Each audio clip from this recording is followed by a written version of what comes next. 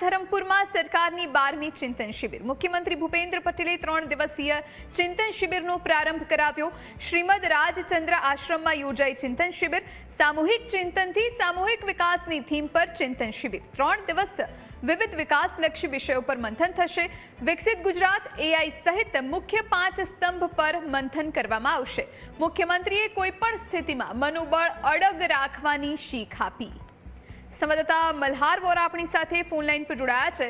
મલ્હાર, વલસાડના ધરમપુરમાં સરકારની 12મી ચિંતન શિબિર યોજાઈ। સીએમ ભૂપેન્દ્ર પટેલે આ 3 દિવસીય શિબિરનો પ્રારંભ કરાવ્યો છે। કયા મુદ્દે વાત થઈ?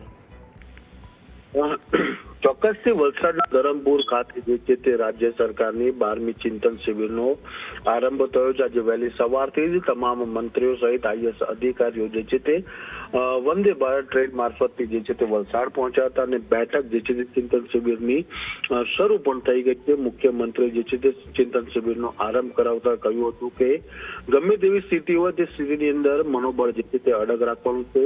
વિશ્વાસથી વિકાસની ગતિ અને સામાન્ય માનવીના ભલા માટે જે છે તે કામો કરવાનું છે। તે પ્રકારની ચિંતન શિબિરની અંદર શરૂઆતમાં મુખ્યમંત્રી તેમના પ્રવચનથી આ પ્લેટફોર્મ જે છે તે પૂરું પાડ્યું હતું।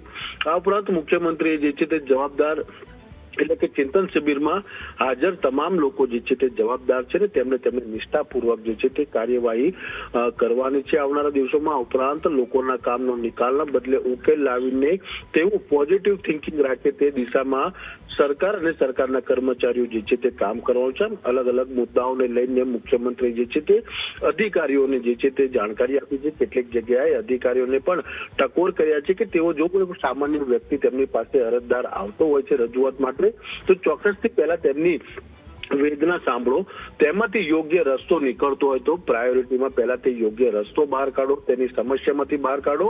તે પ્રકારની સૂચના જે છે તે મુખ્યમંત્રી અધિકારીને ટકોરના રૂપે પણ જે છે તે જાણકારી આપી છે। મલ્હાર, આભાર આપનો જાણકારી આપવા માટે।